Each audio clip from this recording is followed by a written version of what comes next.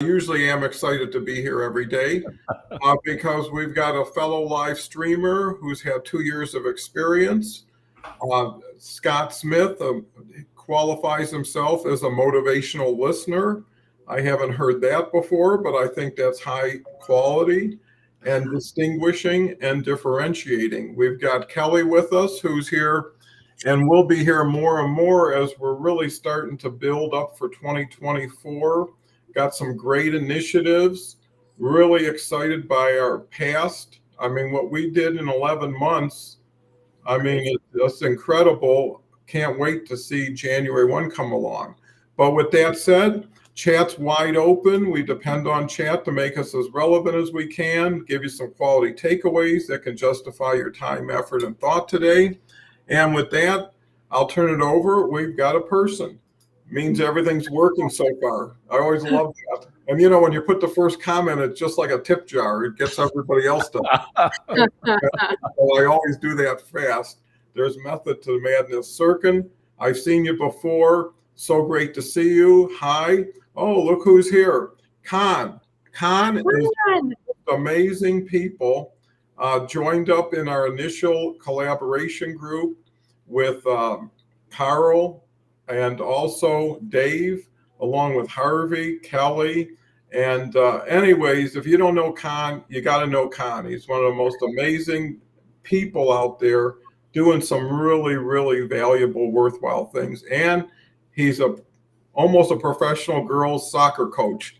He's been doing it for 20 years, if you don't know that. So just another side, and correct me if I'm ever wrong on anything I say.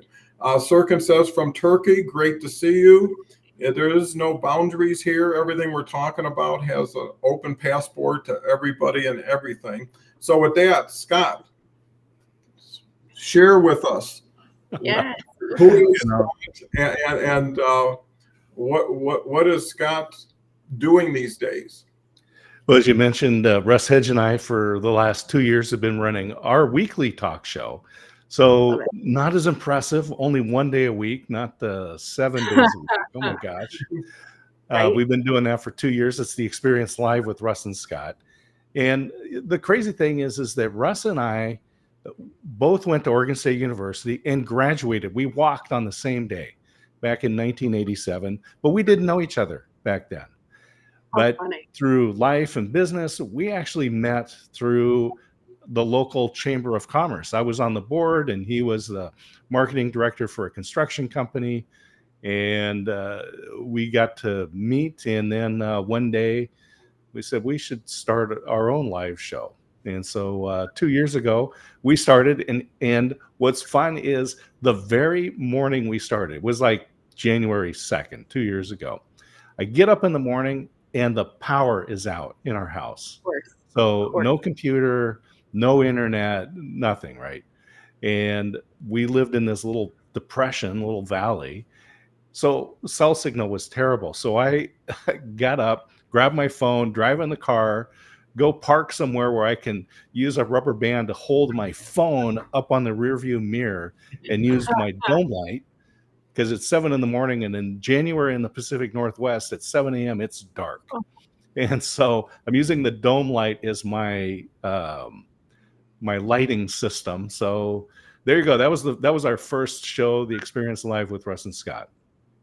And what opportunities has it opened up for you? You know, it's just as I say, we have the most remarkable people on the planet on our show. And, you know, we only go about 30, 40 minutes and we have 2 guests per show. So it goes really fast, right? The time goes fast.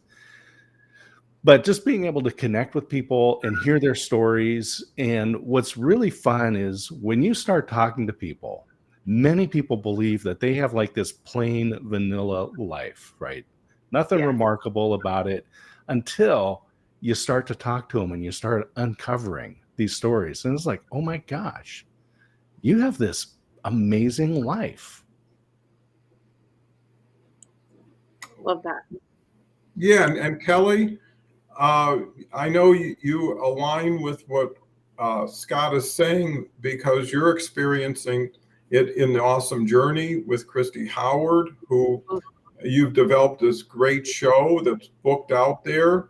And, the beauty of it is it creates almost a syndication of people, Mhm. right? Because when you see somebody you're with or on another show, you say, well, they're a great guest. Let's have them on our show. So I've been on Russ's show. Russ has been on this show twice. And then all of a sudden Scott's there. And then another gentleman who is with me, he's coming, I believe, next week with me and Kelly.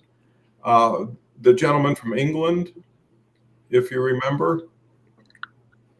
I'll figure it out, Scott. But Julian, you're talking with Julian? Julian, that's Yeah, correct. Julian Roberts. Yeah, he's and he's got a great show, and he records that, broadcasts it live, but then turns it into an audio podcast as well. Yeah, Julian's a lot of fun. I mean, so I just saw, hey, why not start congregating in a sense with people who are doing the same thing and can benefit from the knowledge share of a tip here, a tip there, and we all get better. And ultimately, what we're turning, or hopefully turning this into, is an onboarding stage. Mm-hmm. Get people up, get people out, and get people successful, because everybody should have a live stream. Really, if you're going to spend Fully agree on LinkedIn with your Yeah. post and your comments and your likes, and you add up all that time, and you just decided for a week, I'm not posting stuff anymore. Mm-hmm.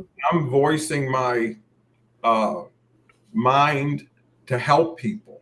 There's a difference between voicing your mind to help yourself. And that's obvious, I'm sure you see, with the ego. You see people in parties in front of a lot of people and no one else is having any fun, and the party continues. Mm-hmm. So I think people are starving for reality, honesty, authenticity, and safety, right? Yeah. If you can provide that, you're doing something. So Khan comes back with necessity, the mother of invention for sure. Harvey's here. If Harvey's here, we have to talk about the franchise show. Harvey's a wonderful example. Came into the audience about 6 months ago. Everybody in the audience, eventually I have a call with just to see how they think about it. And then Harvey the next day ended up on a show. And in 5 months of every other Fridays or every other Sundays, Harvey got his own show, the franchise show. Wonderful. But here's what's even more wonderful. In 6 weeks, he became the #1 franchise event on LinkedIn. By taking format and taking process and best practices. And that's where people can shortcut the time and also work collectively. Before, so we talked to Harvey. Khan comes back with Julian Roberts is awesome. He's helping so many build their resilience. And that's where I think we're moving in a different direction, right? With people who are really doing something, and want to do more of that with other people. And they know they need other people for it to be as successful and comfortable. So Kelly, we held you out so long with these comments and this interesting story about Scott. What's your thoughts? Yeah, I think that's probably the longest I've ever been quiet. It's been almost 10 minutes. Well, I think it's great. I mean, to swing back around to loyalty, to go back to our center of it, I think, to bring that into the conversation is about, and Don, I'll always go back to you, because how many shows have been spinoffs from this show, if you will.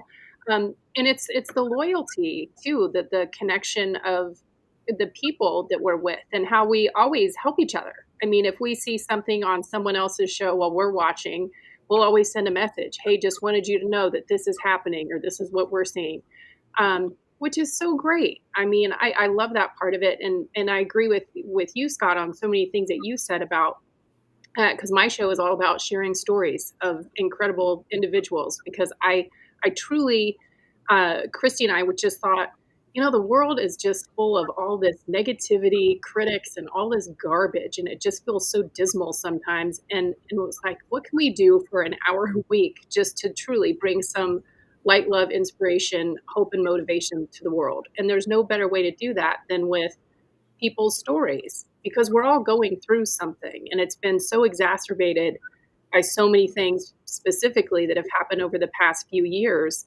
And I agree with you. Some people that would be like, well, I don't know that I really have a story. And then you start peeling it back and it's like, God, are you kidding me? Yes, exactly. I mean, to me, it has been such a gift because of the people that I get to talk to. I mean, I truly hang up sometimes and I'm like, oh my God, that just happened. Like, I can't believe it. But I'm so blessed in the moments of what I learned from others and how it's expanded me. I'm a better human being for starting this whole live stream journey that, as Dawn alluded to, started in January of this year. And I was on a call with Dawn, and 2 days later I was on a live and kind of scared. I was nervous because live sounds terrifying. But I love how everyone who has ever come on here or on our show, that they always leave going, oh my God, that was so much different than I expected, because it truly does feel like you're just having a conversation with someone else in your living room or somewhere else, because it just does. And I think that the safe space, like you talked about also, Dawn, is where people allow themselves to share stories, because there are times where I'm blown away at how deep people will go. But it's all about when people feel safe and supported and unjudged. I think that's such a big thing of it too. And like you said, coming from an authentic place, like that's everything. And this will go back to, I can wrap this up back into loyalty. Brand loyalty is all about consistency and authenticity. You are your own brand. And I've had people ask me about that with live streaming. Well, how should I make it? What should I do? You need to be you. Like, you've got to figure that out, because people will read right through the fact of if you're trying to emulate someone else, or people see that and it doesn't feel good. And I do agree with so many things, of course, that you say, Dawn, but one of the biggest things, and I think, Scott, you said this too, is people are hungry for realness. Like, reality TV is not reality. It's garbage. It just is. And I think people are just hungry for realness and real human connection. Those are my thoughts right now. Well, I think we're off to a tremendous start because, intention is for the benefit of others. And I found that the more successful you can help others become, the more successful you'll become. And it's also about, especially this time of year, family. And, what happens is individuals turn into an audience, who turn into a community, and then friendships and family start to take over, and you get a chance to adopt new cousins or aunts or uncles or whatever. And it makes doing this easier because everything on its own level is worth it just for that. So if it was just the three of us and no one showed up, it was worth having this hour together. If it was just me and Kelly, or me or Scott and Kelly, it would be worth it. And now when you add the added blend of these really respectful, thoughtful audience members, who really, we try to make the division and separation so seamless that no one's at a different level or no one is dependent on anybody. And I think by sharing independence, and today's word, which I think is so important, is to, focus on loyalty, right? I mean, how loyal are some of the people you've met on LinkedIn? How dependable? How just, hey, when you're ready, I'm ready. If you want to have a call, if you want to do something. And, the beauty of it, you don't have to say goodbye. You can just say until we meet again, right? It's not like employees, or it's not like you're in the middle and something has to be decided, and some people need time alone, need freedom. And I think, having that loyalty makes you feel good and safe. So now that you've heard quite a bit from Kelly and myself, where to go from here? Well, it's funny because I was just thinking, so Harvey just put this comment up, right? Loyalty comes from trust. Yeah. And I was just thinking about that as you were talking about loyalty. And let me just take you back on a little journey. I gave a presentation a while back on my history with video. So Russ and I have been doing our show, as we mentioned, for 2 years. But back in 1998, we were adopting our child. We adopted 3 times. But in 98, we were adopting our second child, and we had to do video conferencing with the judge. And back in those days, the TV was a 32-inch CRT, right? This big. Remember those things? They were like huge. Waved on, and the picture was. Now we thought it was great, but back, now we look at it, it's like, wow, what a terrible picture. And the camera was this Plantronics camera way in the corner of the room, and so you're this little tiny thing on the screen, and and the sound is terrible. So that's 1998. Then I start to work for Hewlett Packard, and 99 and 2000 we were using a service called Net. I forget what it is now. Anyway, it was this Microsoft thing, short-lived video conference thing, and it was terrible. And we were using Skype. Skype is still around, but we were trying to, we were using those, and it was hard to use. The quality was bad. The technology was just subpar. But anyway, we persevere through that. In 2005, I'm working with Hewlett Packard, and we, at the time, the company was providing the servers for DreamWorks for their rendering farms as they were making their animated movies, right? And all the computer generated stuff. Well, movies are very director centric. That is, the director does everything. They decide the color, the size, the shape, whether you're going to use a blue pen or a black pen or what, everything. So as they're making these movies, they were using this crappy video conferencing tool because it's so expensive and takes time to fly around, and movies are made all around the world, right? Well, DreamWorks says, hey, we're good at making things on screen look better than they should. And we've got this partner, Hewlett Packard, who has all this computing power. So we came together and created this product called Halo.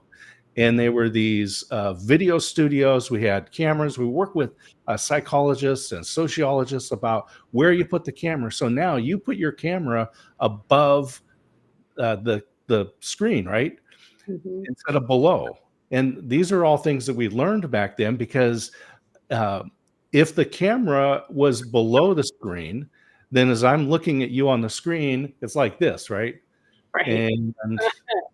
And psychologically, this just doesn't come out. I'm like, yeah, Kelly, it's really nice to meet you. And you don't believe me, right? But if the camera is below and I'm looking at you, this is normal, right? It feels better. Well, we build these studios and we put them together on the so during the late 90s, a lot of fiber was laid, fiber optic cable was laid around the world in the dot-com boom. Well, it was idle. They called it dark fiber. So Hewlett Packard, being a global 50 technology company, went out and leased this and created its own worldwide internet, right? So we could take these studios that seated 6 people and had 3 plasma screens and microphones. And it was a whole sound studio. And we would connect up, put these things around the world. And I could schedule it just like a regular conference room, walk in, and there you guys are. And the size that you were on the screen that I saw was the same as if we were sitting that far apart in a conference room, right? And now, but to take this a little bit further, the price of those rooms at the time, back in 2005, 2006, was $1 million per room and $35,000 a month per room to hook it up. Okay. Man. So the first customer that we signed up was Coca-Cola. and they brought in they bought 3 studios, right? So it's like, oh yeah, $3 million and $110,000 a month, and it's no big deal, right? They put one in Chicago, one in Atlanta, and one in New York. And the whole thing was, it wasn't that they did these so that people didn't have to commute between all these places as they were developing products and making decisions. It was for time to market, right? Mm-hmm. And it was so I could walk in and go, oh, okay, what do you think of this? And you go, oh, could you turn it horizontal? So great. Then I leave, come back in, here it is, and now what do you think, right? As opposed to the old days where it was like, oh yeah, someone in Chicago designs it, they fly to New York, they meet, they make some changes, they fly to Atlanta, and a month later, it went from vertical to horizontal. Well, they said if they can get a product to market 3 months before PepsiCo, it could result in billions of dollars in brand loyalty, right? The word of the day. Okay. Yeah. So that's 2005, 2007. I'm managing teams. I'm here in Oregon. I've got a team in San Diego that I was managing, and we met weekly using video conferencing in the Halo studios, right? So now what was $1 million per room, you can do for free, right? You get your Zoom account, you get your Restream account, and here we are connecting. Well, in 2015, there was a service called Blab. And for those of you who are familiar with Blab, right? It was like 24/7 video networking, right? You could go to blab.im, look through the topics and go, oh, I'm interested in loyalty. Let me tune in there. And you could watch and talk and chat and do all these things. But the power was the video, right? We had Twitter chats, we had different ways to communicate and share in real time.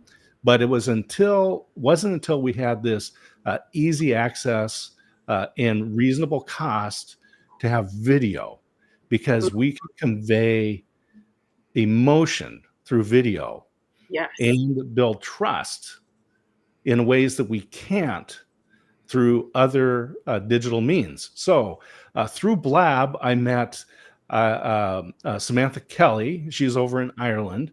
And that whole story is a fabulous way. The way we met through Blab, she decides that she wants to have a social media summit in Dublin, Ireland. And I'm like, great, I'll come. And then I get a phone call one day and she's like, can you speak? And I'm like, yeah, I'd be honored, right? So I speak at the social media summit in Dublin, Ireland, 2016 in March. Well, the whole thing is that these are deep social media experts, right? Facebook ads and YouTube, monetizing your YouTube channel, and Snapchat for business. And I looked at my background, so it was business and behavioral science. And so the talk that I gave was called The Psychology and Physiology of Relationships. And this is where we'll wind it down. But it said, I took the academic research and looked at the science of how we connect, what happens in our brains, what are the chemicals that get released, like oxytocin, which is the trust molecule, right? It happens when we make eye contact, shake hands, when we embrace, when we make physical contact, right? Well, what I proved, looking at the academic research back in March of 2016, was that the relationships that we create digitally, just like this, especially through video, can be just as strong as those that we create face to face. And then we go in March of 2020 and the world changes and the lockdowns happen. And people woke up one morning and found out that their job was considered non-essential.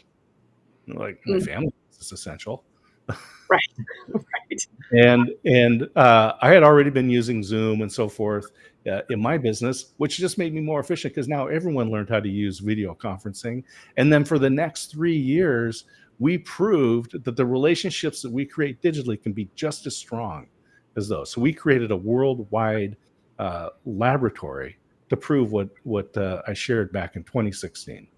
And that was the first time I used the term motivational listener. I love, first of all, I love motivational listener. I encourage everyone to be one.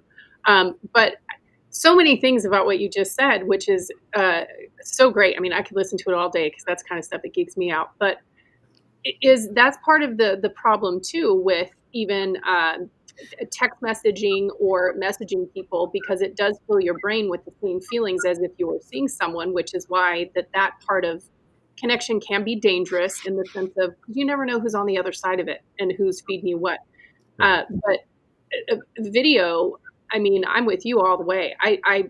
I'm baffled by how many people and how many companies aren't using it in their regular strategies. I mean, it's actually kind of shocking because I worked with global organizations, and we would have occasional teleconference meetings, with our Singapore, Hong Kong offices around the globe.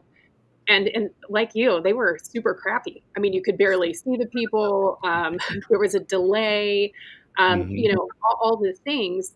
But we were able to get so much more accomplished because it would take us so much longer to do exactly like you said. Here's our thoughts of what we're doing in the US market. So here you guys review and see how you can, repurpose it in your market or vice versa. It would take us months, but doing those regular calls, which of course were tricky on timing. Sometimes ours would be extremely early or extremely late. But you're right, it would speed up to market and just more accuracy to product and just having better connection with your organization. I think culturally for an organization, having that, because when people are across the globe, across the country, you're making up who they are by what you see in an email or what have you. And if you're annoyed by something because like, why didn't they do this? Or not really understanding how they operate, having that connection via video conferencing makes all the difference in the world. Because it's like, oh, now I know this person and now I get where they were coming from. Because our interpretation of what somebody sends us is not necessarily what their intent was. It's what we perceive it to be. So super interesting. I love this. And I guess, Don, it's up to you now to swing this back to loyalty. Okay, do my best. But yeah, I was enthralled by what Scott was mentioning because it's really nice to see things in a historical sense. So many people only see what they see. They don't know where it came from, what used to be, and how valuable something is unless they have context. What I'm swinging back to at loyalty is really we focus so much on technology because it's interesting, exciting, new, and different, but it's really the humanity of everything that if we can somehow support that and then leverage this for that, that's where the huge potential can come from. And that's where I know that, we talked, or at least Scott mentioned about a lot of people feel they're living a plain vanilla life, uninteresting, unimportant, just getting through and happy just to be doing that most of the time. But everybody's lived the same amount of seconds in their life as somebody who was the same age as them, right? Everybody's had the same amount of experiences, some longer, some shorter, some good, some bad. So everybody has gotten that experience of life and has found things to be totally exciting and totally nightmarish and totally everything. But most people have never gotten on a stage, have never been handed a microphone. They just, some door opened up and they took a seat, right? And they've been taking a seat ever since, watching everybody else perform or become that hero. And now the hero is back to you. Who wants to pick up the microphone now, not who has access to it? And I think the other really important point is, and we say this here, or we used to say it a lot more, if you can't do it, could we do it together, right? Everybody needs a little helping hand. Everybody, and if you don't need it, you appreciate it when it shows up, right? If you're loading something and you can probably get it, but it's a little string, someone coming up to you saying, "Can I give you a hand here?" is like the most welcome thing you can hear in that moment. And I think the other big thought that comes from what we're talking about is how adding the humanity to your technology, creating a safe environment, allowing people to, dive in when they're comfortable. And one last thing before I turn it over to Scott is when you look at the people that you can change lives with and how you can allow them to change even more lives, right? This is kind of like the lifeboat where everybody's trying to jump off the Titanic, right? And go take this further because it is peer to peer. Mm-hmm. It's going to make the difference. It's one person helping the person they can help next to them, help somebody else. So Scott, looks like we're at the threshold of something that's unbelievable. And the thing I was going to say, which wasn't the last thing, I guess, is that in some ways, this is superior to traditional encounters, right? Because you are separated. When you have to physically go in a room with someone, you're so much more conscious of so many things than if you're sitting behind a screen 1,000 miles away from them, right? Because, you're in your element, time and cost efficient in so many ways, as far as getting on a plane or meeting somebody and having to get too much done in too short a time because that's what you got, right? You fly into New York at a 2-hour meeting. After that meeting, something had to happen or the meeting didn't do too well. This, you could see somebody every day, ask a small question, get a small answer, and pretty soon compile, well, I know who Kelly is, or I know who Scott is. And, time either promotes or exposes you. And once you have that trust factor, then everything opens up. So Scott, what's your thoughts? Yeah, it's really funny because when you work in an office, and I'm working on a project and go, oh, I need to get some information from Don, right? I would get up, walk down to your desk, and we'd talk, and then I go, oh, Kelly really needs to know about this, or we run into each other at the we're getting coffee. Oh, Kelly, I'm glad I saw you because, right? Yeah. So there's some serendipity, right, that occurs, some intentionality and some serendipity. But that's in a closed physical environment. Mm-hmm.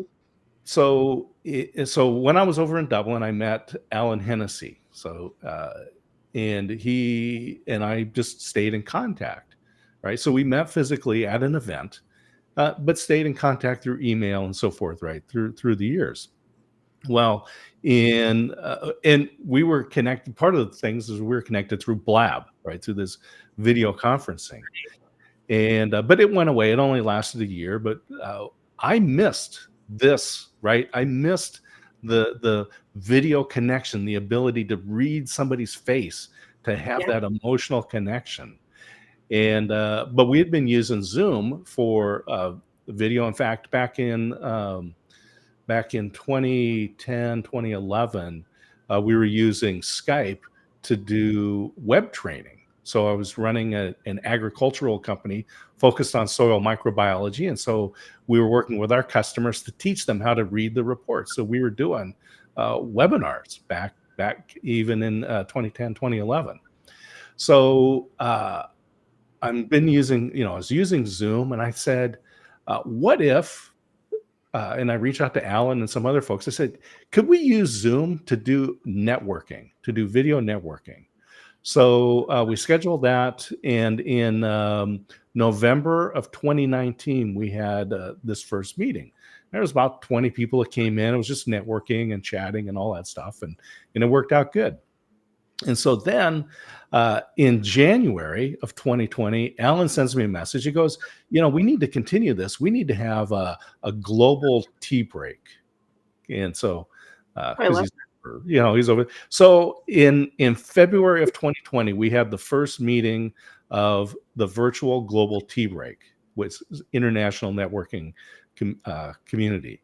And the third Friday of every month, we continue that now. You can go to globalteabreak.com, and we've had probably about 300 people through the tea break. There's more than 200 people that are active in it. We meet the third Friday of every month for 90 minutes of networking, and it has been phenomenal in the way that we've connected. But as we were building this, right, and I mentioned that if we were in a closed office, I would just walk down and say, "Hey, Don, I was thinking about this. Let's start a tea break," right? Well, I could do the same thing with Alan. I'll send him a message on Messenger and go, "Hey, you got a few minutes?" We turn on Zoom, and then we're talking face to face, just as if I had walked down to his desk, right? And these are things that we can do today, and it opens up the collaborative opportunities that didn't exist before. People who have skills that you don't have, relationships, friendships that wouldn't have existed in that closed environment are now opened up. And these are some of the benefits of taking the technology and leveraging it, and not thinking about the tool, but just thinking about the person, right? Mhm. I just want to have this. I just want to have a conversation with you. I just want to get to know what's going on in your world, right? And anyway, these are the I think things that that I think about. it actually demonstrates the nuance to what you've been able to pick up, and the emphasis and the priority, which is unlike most people who dive into this. They want this to be an extension of themselves instead of a component of the new way. And what this does obviously illustrate is what a competitive advantage is when you're available and accessible through these platforms, because the people who haven't made the turn, and it seems like it's like a car race where it just speeds up and the corners get steeper. A lot of people don't make the turn, and the ones who do go on to bigger victory. So it's really being aware. And most people look at whatever they're doing as the best they could be doing, or they probably wouldn't be doing it. And they tend to defend it as long as they can for as far as they can. But when someone decides to do an audit and review and say, stack up all your time that you spend and what you spend it on and what you get, and add one more feature, which is fast forward, where is this going to put you in 90 days or 9 months or 9 years? Mm-hmm. That tells you something. And the thing is, I know Kelly sees this all the time on Awesome Journey, is so many people find out that they were totally wrong and there are miracles, that there is hope, that there is redemption, that there is, hey, everything I was and more, right? Because the new curtain opened up. And all of a sudden it opens up a new world that doesn't, to Scott's point, take $1 million. Mm-hmm. Right. So this is like the toughest thing there is right now. I mean, and that's one of the things that I do find a little bit mind-blowing with more organizations, even small businesses, not doing any kind of live, because it's like it's really not that expensive to start. I mean, truly, it is not. But I also think it's the time, right? And that would have been my previous thought about it as well. But the beauty of a live, from my perspective, is you do it and you're done. Like, all we had to do before this one, and granted, this isn't like everyone else's, is we're like, okay, the word today is going to be loyalty. I didn't need to do any research. I didn't need to do. I just needed to show up and be me and be loyal to myself, and be present in the conversation. But even with my show with our guests, it takes me a little time to look into our guests, but I'm so interested in it that even if I wasn't doing a show and their names or whatever came into my life anyways, I'd probably still research or look into them because I find them fascinating individuals for so many different reasons. But it's just an easy thing to add and to your brand. And this will go back to loyalty, and especially as individuals, when I go to your LinkedIn profile and I read it, again, this is going to go back to whatever your intent was with your content. It's about my perception in the moment of how I read it or how I'm interpreting it. Mhm. Um, but let's also be honest, we're all flat when we're just on a screen reading words. But when you can actually see a video of someone, Mhm. um, and understand who they are, what they're doing, what kind of conversation they're having, you have a totally different feel for them. And it because it goes back to the whole loyalty and trust. Um, I've had this happen several times, which I always giggle at just because when people say like, "Oh my God, you're exactly like you are on your show." Isn't that wonderful? Yes. And I'm like, "Well, thank God, because it's hard enough being me sometimes, let alone trying to be someone else."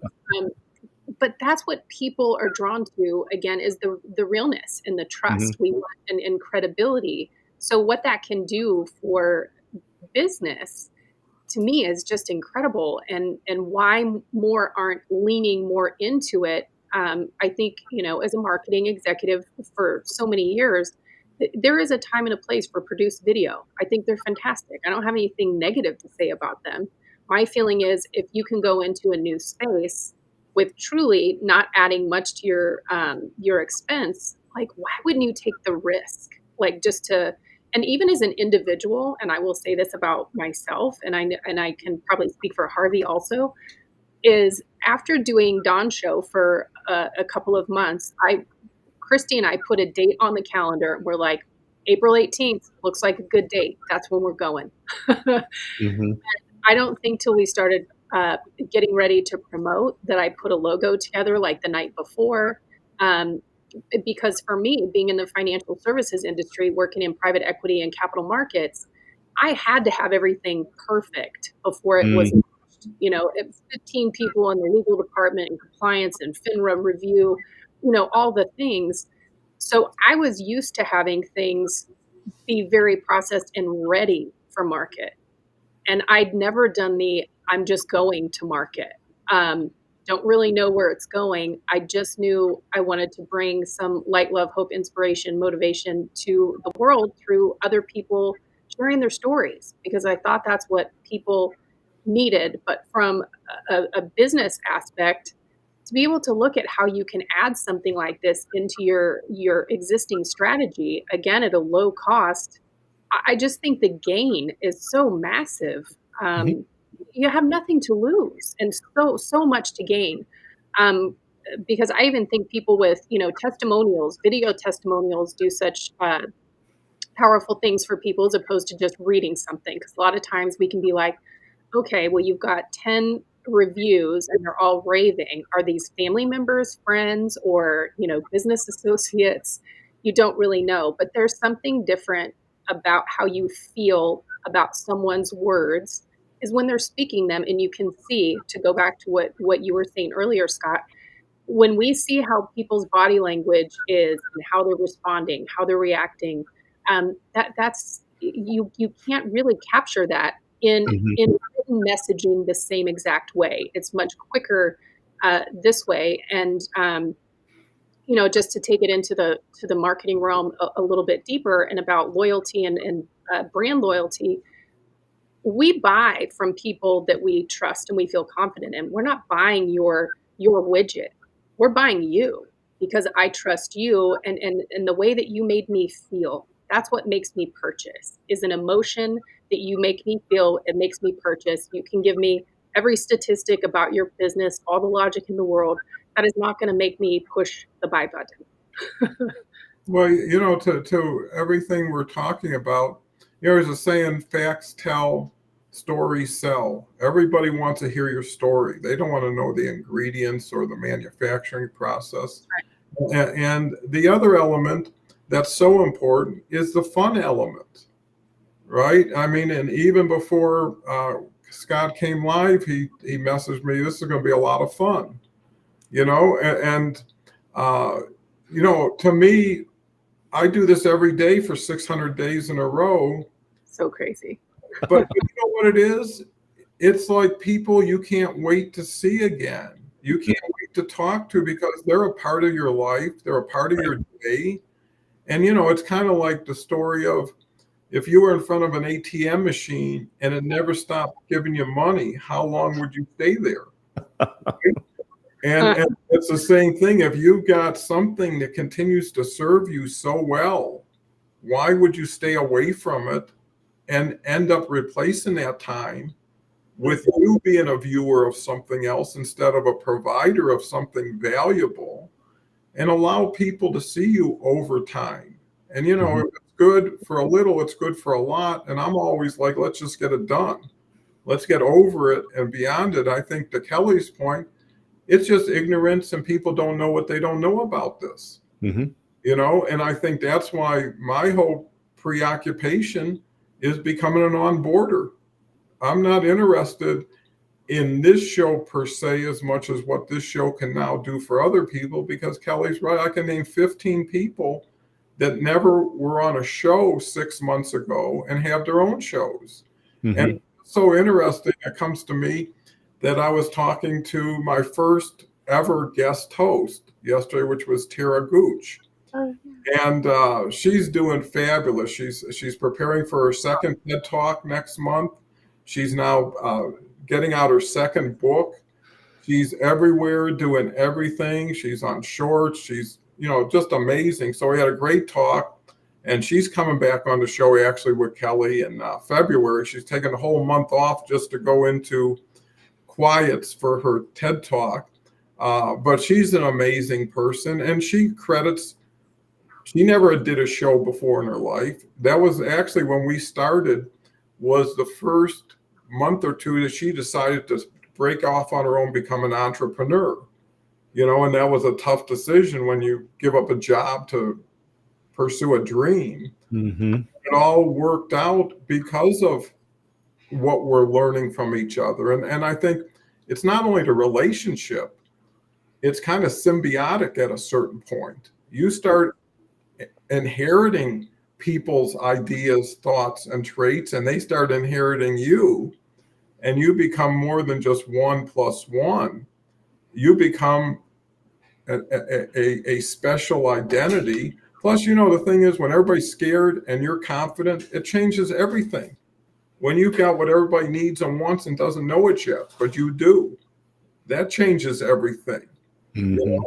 So Scott, how are we going to keep this wonderful conversation at such a high level of Well, I love Khan's question, right? What are the best tips to create brand loyalty, to create loyalty? And Kelly, you mentioned that when you talked about video testimonials, right? So it's just like resumes. The old 2D piece of paper, you send it off. Everyone has a good resume, right? I mean, they were successful and they had these great jobs and fabulous education and they were top honors and whatever. I mean, that's fine, right? And then we see that on people's websites or companies' websites, and it says, "This is a great company, Molly B."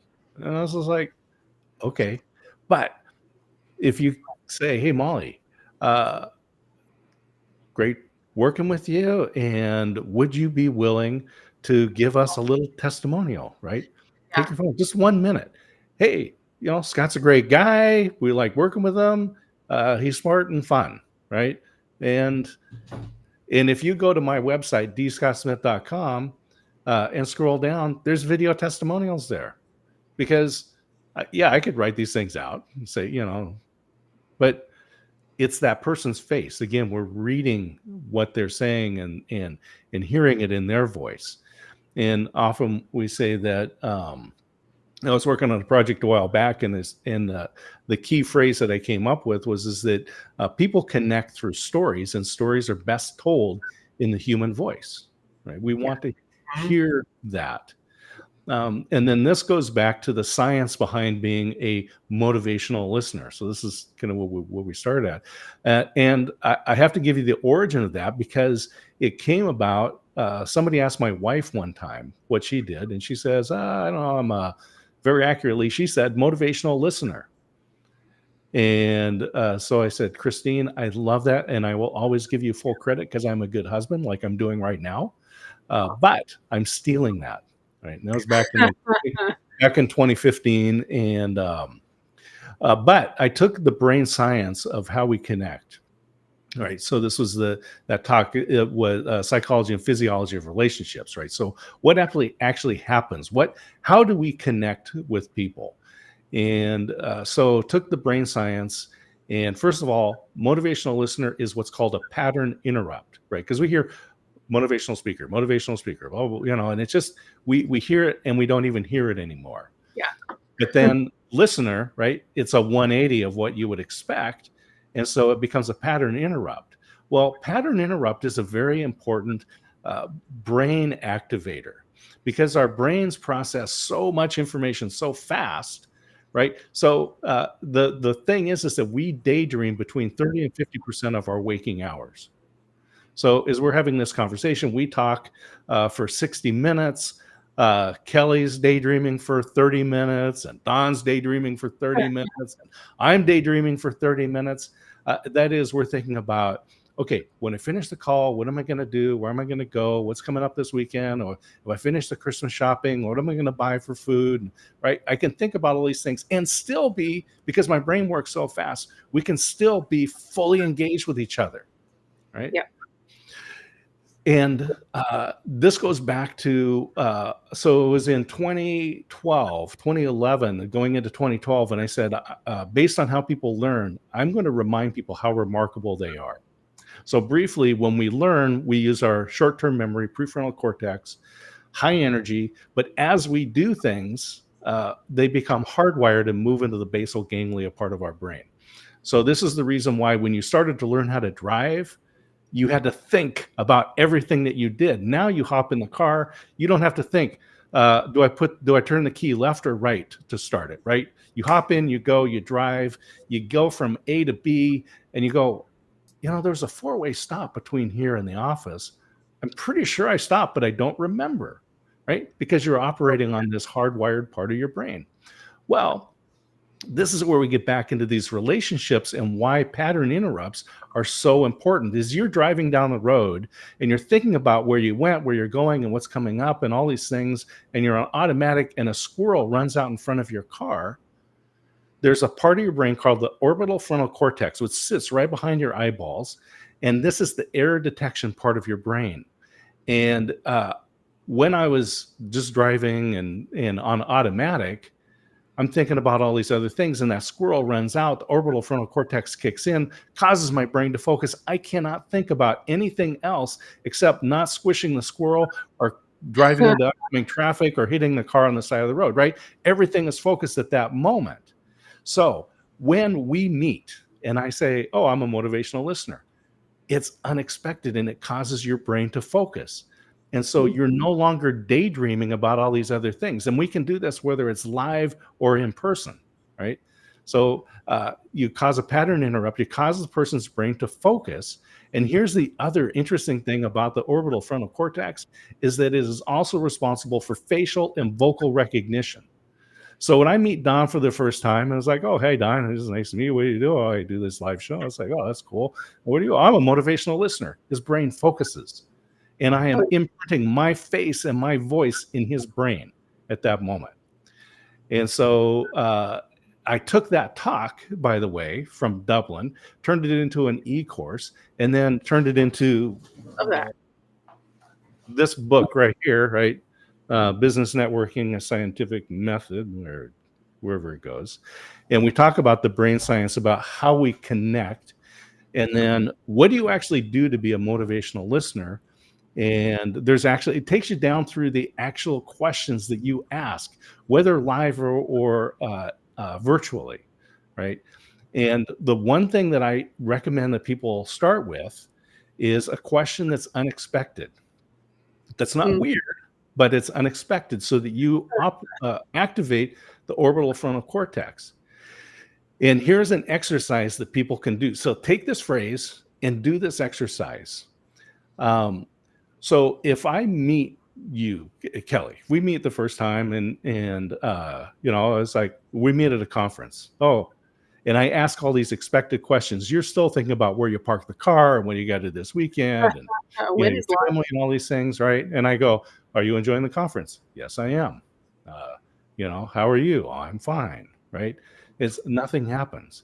But if I come to you and I go, oh, Kelly, nice to meet you. How is your world? What's going on in your world? Mm-hmm. This is an unexpected question, and it causes you to interpret, and it activates the orbital frontal cortex, right? So now your brain is focused, and you're going, how's my world? Is my world, and this is what I recommend. The next time you're at the store and you're at the cashier and they ask you, did you find it? How's your day? It's fine. Did you find everything you're looking for? Yeah, I'm fine. And you're dreaming about and daydreaming about all these things. Then turn back and ask them, how's your world?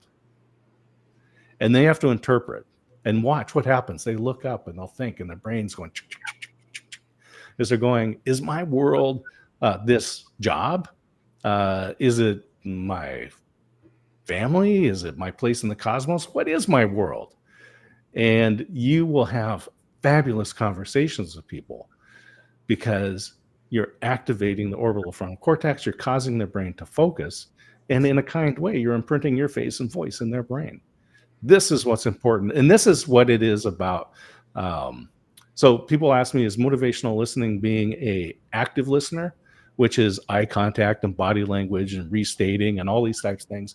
But active listening is actually very passive because Don is leading the conversation. He's talking about all these different things. As a motivational listener, I'm saying, Don, you do this program. You do it every day. How did you get started? I take him on a conversational journey, right? And then I remind him what it took, that he didn't wake up one morning, know how to do live streaming. He didn't know how to do it every day. He didn't know how to get guests. He wasn't born that way, but he learned it through trial and error and reading and talking to people and sharing and experiencing this thing, right? And then you get to that point where you remind people how remarkable they are. And this goes back to my 2011, 2012 commitment to say I will remind people how remarkable they are. Go, Don, your guests must be so happy to be able to come onto the show, to share their stories, to connect with people like Con and Dennis and Harvey and Kelly here. And your audience must get so much enrichment out of it. Congratulations on being able to do this, right? And you're not being a sycophant, right? Not just blowing smoke, as they say, right? It's honestly investigating what Don is doing and how he got to that point.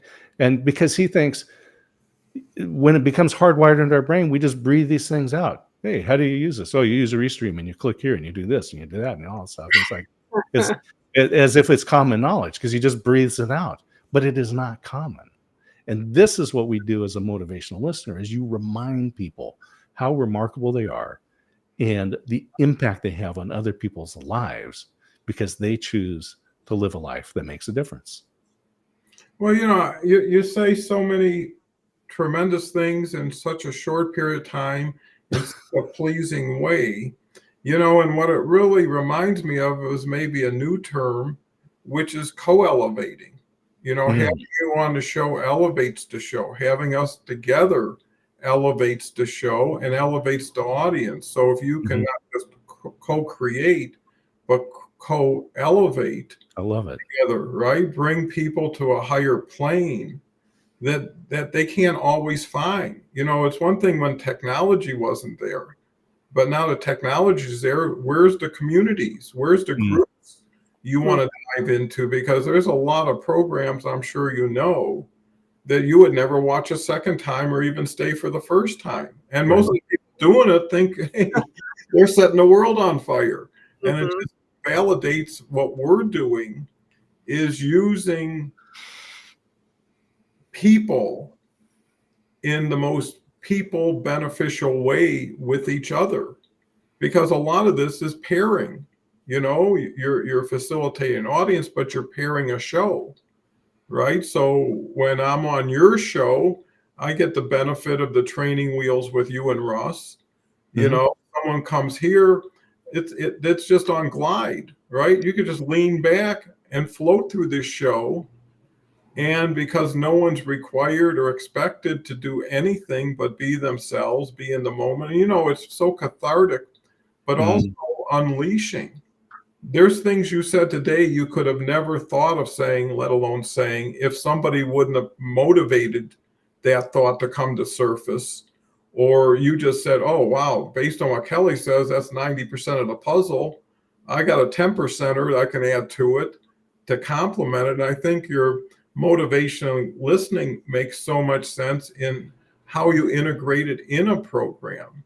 You know, what was so remarkable about Bob Berg, wrote The Goat Gamer, was on the show, is when he first started the show, he said, oh, I've talked to so many people, and everybody I talk to tells me what a wonderful person you are, what a great show you have. And, I'm sure that's heartfelt and authentic, but it sure makes friends out of everybody because it leverages off of praise in public, criticize in private, right? Absolutely. Yes. Mm-hmm. I think that needs to be like on a t-shirt everywhere for so many people. Yeah, especially like if you have your family, right? And someone starts remarking, boy, your mother is so healthy and she's so young looking, right? And she's standing there listening. Oh, and your kids are so well behaved and everybody's hearing. That's compliment on compliment on compliment. And it does take the average person to say, I do have a lot to be proud of. I did raise some really good kids, and my mother's just a wonderful lady, and I'm so happy people recognize her. And, that's the gift you give people. And if you want to be loyal, and I guess we have to finish up with the word we're supposed to start with, it allowed us to go everywhere and come back, is be true to yourself. Mm-hmm. That's the main loyalty, right? To thine own self be true. Absolutely. So we're over a limit. I just want to recognize some good comments. Con came in with, when people relate to you in an authentic way via live, you can build the know, like, and trust factors needed to create brand loyalty. Mm-hmm. And you can get to know somebody before they have to get to know somebody. The idea of a motivational listener makes me think that you encourage the other person to speak and share more. For sure. You want absolutely. I always tell people that the ultimate goal of being a motivational listener is that the person that you're speaking to leaves that conversation feeling better about themselves than before that conversation started. Absolutely. Yeah, that's the leave the log pile bigger than you found it philosophy. Mm-hmm. I'll turn it right over to Kelly. Once in one word, it's a magnificent broadcasting. Thank you for your efforts. Thank you, Sir Con. I appreciate that very much. Dennis, agree, co-elevate and avoid the co-debate. Well, this is fantastic. I knew when I was with you and Russ on your show that you would make a wonderful guest. And actually the guest I was with is, Julian is going to make another wonderful guest. And that's how we grow together. So Kelly, this is first time with Scott, but a great conversation. What's your final thoughts?